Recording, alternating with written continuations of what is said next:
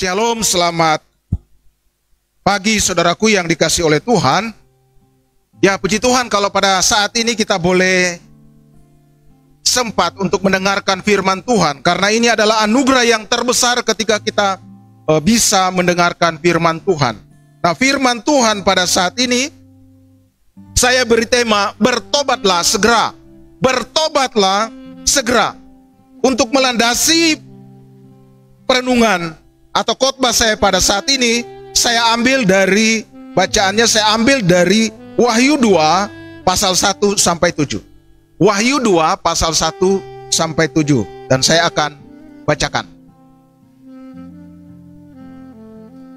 Tuliskanlah kepada malaikat jemaat di Efesus, inilah firman dari Dia yang memegang ketujuh bintang itu di tangan kanannya dan berjalan di antara ketujuh kaki dian emas itu. Aku tahu segala pekerjaanmu, baik jeripayahmu maupun ketekunanmu.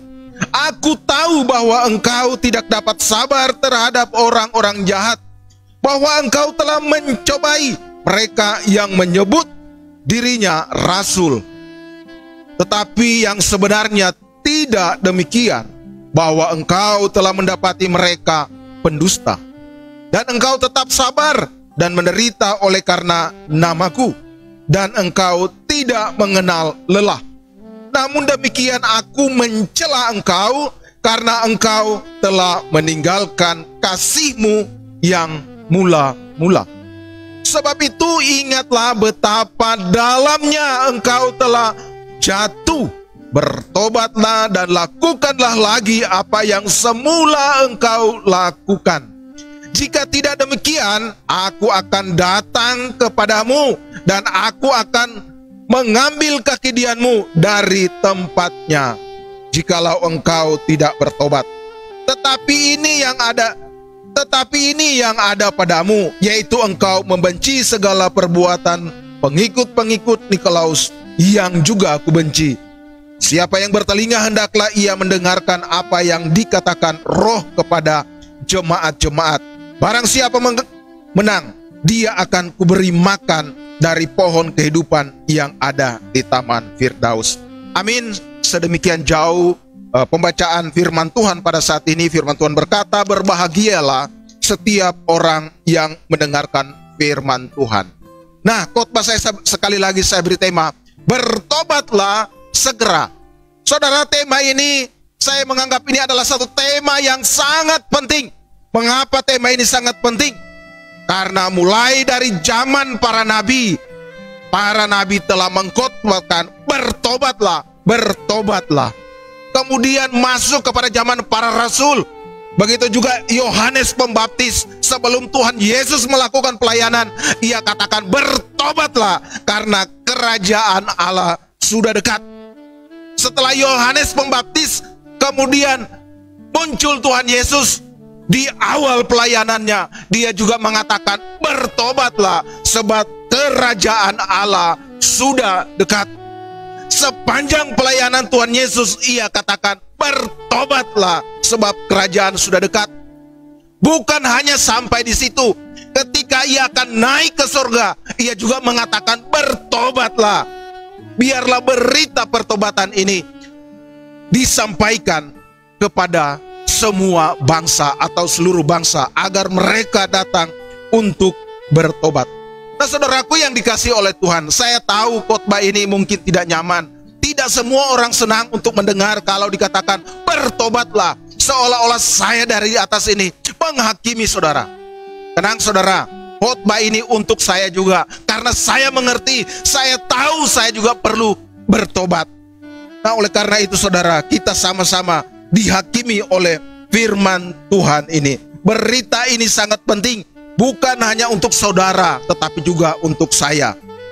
Nah, saudara yang dikasihi oleh Tuhan, satu yang sangat berbahaya adalah ketika seseorang yang seharusnya bertobat, ketika seseorang yang seharusnya bertobat, tetapi ia belum mau bertobat, ia belum mau datang kepada Tuhan. Ini adalah satu yang sangat disayangkan. Ketika seharusnya bertobat, dia belum juga bertobat. Nah, saudaraku yang dikasihi oleh Tuhan, saya memiliki satu pengalaman ketika saya pertama kali datang ke Jakarta, yaitu saya diajar bagaimana saya harus naik bis. Saya diajar bagaimana ketika saya akan turun dari bis, saudara. Mengapa ini diajar, saudara? Karena ternyata kalau kita orang yang pertama, ini sangat berbahaya. Mengapa, saudara? Karena di Jakarta berbeda dengan daerah yang lain. Kalau di daerah lain, kalau kita mau naik bis, bisnya berhenti dulu. Berhenti dengan tenang. Begitu juga ketika kita akan turun, bisnya juga akan berhenti dengan tenang. Tapi berbeda dengan Jakarta, saudara. Kita mau naik, apalagi dari jam-jam sibuk, saudara, bisnya tetap jalan. Begitu juga kita mau turun, bis tetap jalan. Nah, saudara, ketika kita tidak berhati-hati, ini sangat berbahaya. Nah, satu ketika, karena ini sering terjadi, satu ketika teman saya bilang, hati-hati kalau turun. Nah, terjadi pada seorang yang baru. Dia begitu turun dari bis, dia jatuh karena dia belum pengalaman. Nah, waktu dia jatuh, saudara, apa yang terjadi, saudara? Dia terguling, tapi ya syukur dia tidak apa-apa. Tidak ada luka yang kelihatan, hanya kepalanya sedikit terbentur. Nah, karena ia tidak menyadari bahwa ada bahaya ketika ia terbentur tadi. Dia pikir ya biasa-biasa aja. Tapi tahukah, saudara, ketika hari berganti hari, waktu berganti waktu, akhirnya orang yang jatuh tadi kepalanya terasa sakit. Akhirnya ia, singkat cerita, ia dibawa ke rumah sakit. Dan apa yang terjadi, saudara? Sakitnya itu semakin parah dan sulit untuk disembuhkan. Singkat cerita, oleh karena yang jatuh tadi, ia sakit tadi, dapat merenggut nyawanya. Nyawa orang ini meninggal. Mengapa, saudara? Oleh karena ia tidak merasa sakit. Oleh karena dia tahu tidak berbahaya, saudara. Inilah satu yang perlu kita pelajari. Kalau kita tidak tahu penyakit itu berbahaya, kemudian kita tidak cepat-cepat obati, maka itu akan berdampak bagi diri kita. Nah, saudara, demikian juga di dalam kerohanian kita. Kerohanian kita bisa juga terjadi seperti hal yang demikian. Mungkin kita tidak merasa bersalah, kita tidak merasa rohani kita tidak bermasalah. Kita mengatakan, saya kan baik-baik saja, tidak ada masalah di dalam kehidupan saya. Saya tidak butuh pertobatan. Karena apa, saudara? Mungkin kita berpikir, saya kan bukan pemabuk, saya kan bukan peminum, saya bukan pencuri, bukan perampok. Buktinya di dalam kerja saya baik-baik saja. Di dalam usaha saya baik-baik saja. Bisnis saya tidak nipu orang, tidak tipu orang, tidak korupsi. Di kantor saya tepat datang, saya layani orang dengan baik. Saya tidak korupsi. Bahkan sebagai orang Kristen mungkin kita mengatakan, saya kan hamba Tuhan, saya majelis atau saya penatua, saya rajin ke gereja. Bahkan seluruh hidup saya pergunakan untuk melayani Tuhan. Saudara, bisa jadi kita anggap kita tidak bermasalah dalam hal kerohanian kita. Nah, firman Tuhan pada saat ini mengatakan, bertobatlah segera.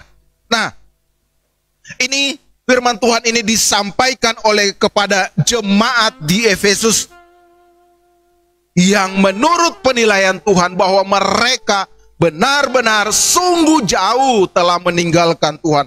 Mereka telah jauh meninggalkan Tuhan. Oleh karena itu Tuhan mengatakan, bertobatlah, kembalilah kepada kasih yang mula-mula. Nah, saudaraku yang dikasihi oleh Tuhan, dari perikop ini kita akan belajar apa yang menyebabkan jemaat di Efesus, tidak menyadari. Mengapa tidak menyadari kalau mereka itu sudah jauh dari Tuhan? Mereka itu sudah jauh dari Tuhan sehingga Tuhan Yesus memperingatkan. Biarlah ini boleh menjadi pelajaran bagi kita dan juga boleh menjadi peringatan kepada kita agar kita sungguh-sungguh berjaga-jaga, agar kita sungguh-sungguh menjaga kerohaniannya. Nah, di dalam teks ini kita boleh belajar. Nah, kita belajar dari ayat yang pertama, jadi dari Wahyu 2 pasal 2 ayat 1 sampai 7.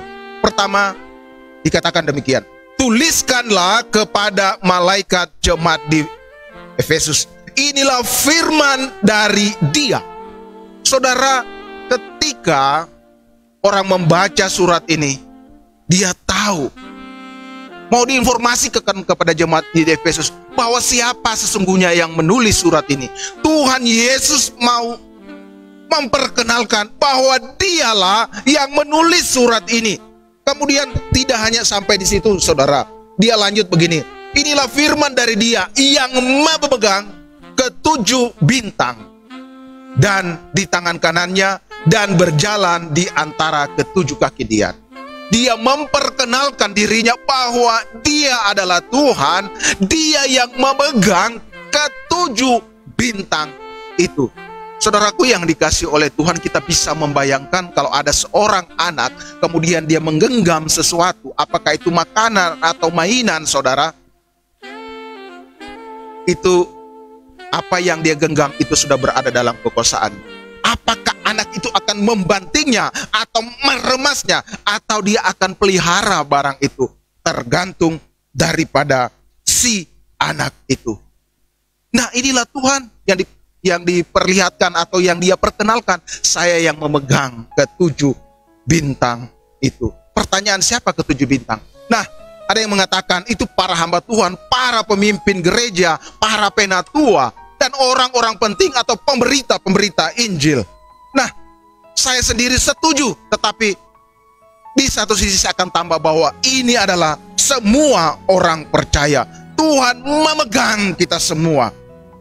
Dan ayat dan selanjutnya dia katakan bahwa Dia bukan hanya memegang, tetapi Dia berjalan di antara kaki Dia tersebut. Ini menunjukkan bahwa Tuhan itu, Dia hadir di tengah-tengah kita. Dia berjalan di antara saudara dan saya, atau di antara, kalau konteks itu jemaat di Efesus. Dia hadir di sana.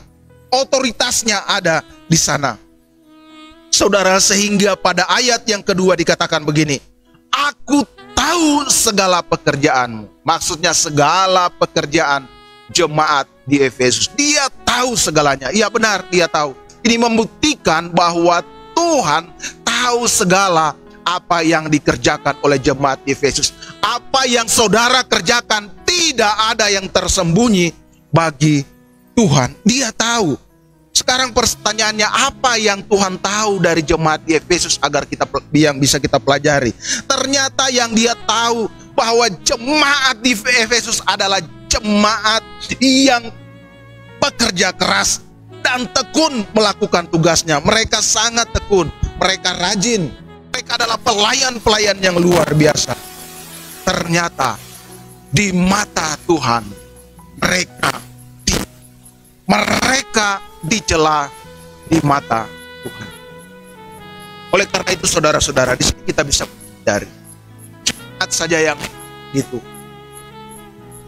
baik, ternyata oleh karena itu Tuhan Yesus berkata, bertobatlah segera. Di sini tidak nampak, saudara, dalam bacaan kita, tetapi yang sesungguhnya segera kalian bertobat, karena Dia akan datang. Ketika Tuhan menyuruh mereka bertobat, kemudian mereka tidak bertobat, Tuhan akan datang. Saudaraku yang dikasihi oleh Tuhan, marilah kita dalam melayani atau ini kehidupan ini benar-benar kita serahkan sepenuhnya. Mungkin selama ini kita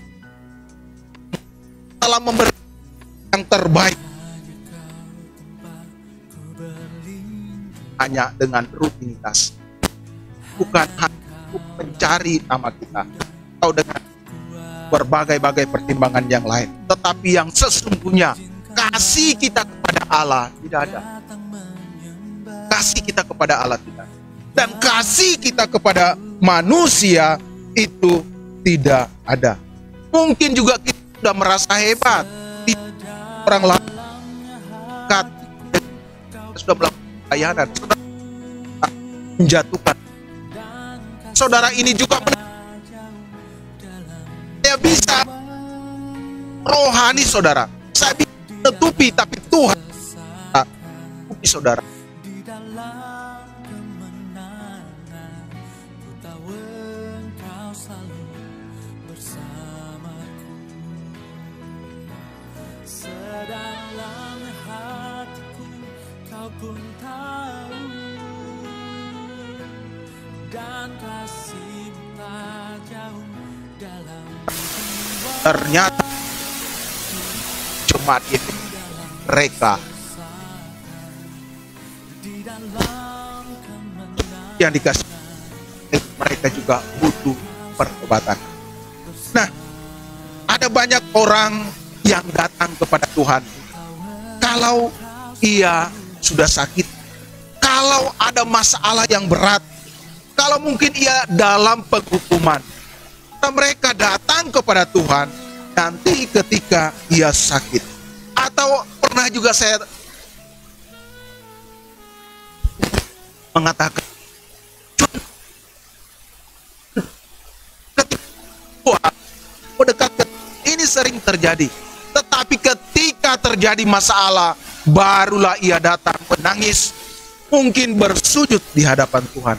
Nah, saudaraku yang dikasih oleh Tuhan, bisa jadi, saudara, ini sangat berbahaya. Bisa jadi pertobatan kita bukan pertobatan yang sesungguhnya.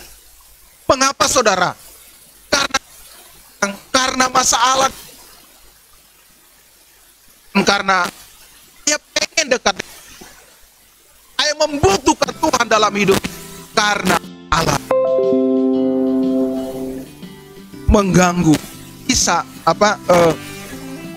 yang biasanya kita salah, kita tidak mengetahui kalau kita tidak bertobat dengan adalah saudara.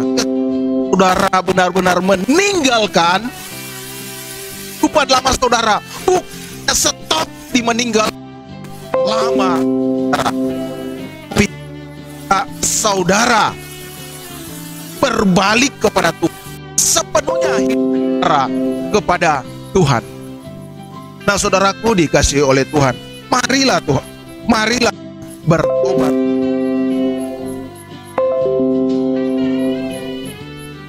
Firman Tuhan pada saat ini, kita tidak bertobat, kita meninggalkan, kita tetap dalam kebiasaan lama. Lihat, dan dia akan datang kepada saudara dan saya, turun menjemput saudara. Dia akan turun, akan meminta saudara yang saudara lakukan, apa yang saudara kerja. Tuhan itu tidak dikasih oleh Tuhan. Tidak ada dosa yang tersembunyi di hadapan Tuhan. Dosa itu adalah satu kejijikan, adalah sesuatu yang busuk di hadapan Tuhan, yang dia tidak berkenan. Jadi jangan salahkan dia kalau dia, saudara. Tuhan itu kan panjang sabar, besar kasih karunia-Nya. Ya, kita mengatakan Tuhan itu panjang saja sabar. Terkadang kita karena tahu ayat ini, nanti kan kita bisa minta maaf. Tuhan itu kan panjang sabar. Saudara, saya katakan ini benar, ini tidak salah. Tetapi ada bahaya di dalamnya, saudara. Karena Tuhan itu tidak toleransi. Dia tidak toleransi terhadap dosa yang saudara perbuat. Ini yang jadi masalah, panjang sabar. Kemudian saudara berbuat seenaknya. Saudara, dari sini kita tahu, kita harus sadar, kita harus saudara, kita bersyukur kalau kita ditegur. Karena firman Tuhan di sini juga menegur jemaat di Efesus. Itulah kelebihan iman kita. Itulah kelebihan daripada orang-orang yang percaya kepada Tuhan. Saya berbicara ini berdasarkan konteks orang Kristen. Pemahaman atau iman orang adalah kelebihan. Mengapa, saudara? Tuhan memberikan sarana kepada saudara dan saya. Ia telah membuka jalan bagaimana bisa datang kepada Tuhan Yesus. Manusia bisa bertobat. yaitu datang kepada Yesus. Saudara, ketika saudara tahu ini, kemudian saudara mengeraskan hatinya, saudara, itu sama dengan saudara menyia-nyiakan pengorbanan yang besar itu di atas kayu salib. Sekali lagi, menyia-nyiakan pengorbanan Kristus di atas kayu salib. Oleh karena itu Tuhan Yesus tidak pakai tunggu lama-lama, tidak boleh ditunda. Mengapa saudara? Bertobat segera, tidak boleh ditunda. Karena kita tahu kehidupan saudara dan saya tidak panjang, saudara, tidak panjang. Oleh karena itu kita mengambil kesempatan ini tidak bisa ditunda, saudara. Kita harus bertobat, saudara. Kalau juga kita tidak bertobat segera, bukan hanya hidup kita yang singkat, tetapi dosa itu ketika kita lakukan terus, nah dosa yang akan bertambah, terus bertambah dan dilipat gandakan. Nah ketika dosa itu yang sudah besar, yang kita tidak sadari, saudara, itu bisa akan membuat saudara celaka. Saudara akan diikat dan saudara tidak berdaya. Jangan saudara tunda-tunda untuk saudara bertobat. Nah, kitab Amsal bilang begini ya, dalam Amsal 28 ayat 13. Tidak akan beruntung, tidak akan beruntung orang yang tetap dosanya, tetapi orang yang berbalik kepada Tuhan, orang yang mengakui dosanya, dia akan disayangi Tuhan. Jadi ketika saudara tidak mau segera bertobat, saudara tidak akan beruntung. Justru yang saudara dapati apa, saudara? Murka. Murka Tuhan yang saudara dapati. Saudaraku yang dikasihi oleh Tuhan, seharusnya dalam situasi yang sekarang ini, seharusnya ini menjadi pelajaran bagi kita. Seharusnya dikoreksi bagi kita. Ada apa sebenarnya yang sedang terjadi sekarang ini? Ada apa yang terjadi sekarang ini? Ada bumi, ada tanah longsor, ada tsunami yang merenggut banyak jiwa, saudara. Seharusnya peka dengan ada penyakit, saudara. Kita nggak tahu, saudara, apa tadi. Mungkin seperti yang dikatakan oleh lagu dari Ebit GAD, sudah bosan terhadap saudara dan saya. Saudara dewasa ini ada begitu banyak orang hanya mementingkan dirinya sendiri. Ia tidak peduli dengan orang lain. Kasihnya telah hambar terhadap orang lain. Yang ada saudara bisa lihat sekarang ini, yang ada muncul kebencian antara satu dengan yang lain. Oleh karena itu saudara, firman Tuhan mengingatkan kepada kita, bertobatlah. Ini harus kita sadari. Kalau kita tidak menyadari ini, itu akan menumpuk di dalam diri kita, dan itu akan membahayakan kita.